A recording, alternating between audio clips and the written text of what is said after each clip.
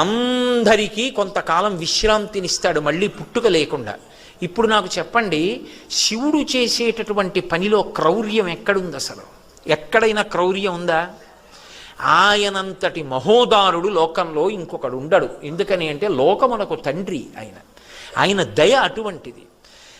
అనుశాసనిక పర్వంలో పార్వతీదేవి అడిగింది పరమశివుణ్ణి, కావాలంటే మీరు మహాభారతం ఇంటికి వెళ్ళి చూడండి, శంకర కైలాసం ఉంది, వెండికొండ ఉంది, ఇంత గొప్ప అంతఃపురం ఉంది, శ్మశానంలో ఎందుకుంటారు మీరు అని అడిగింది.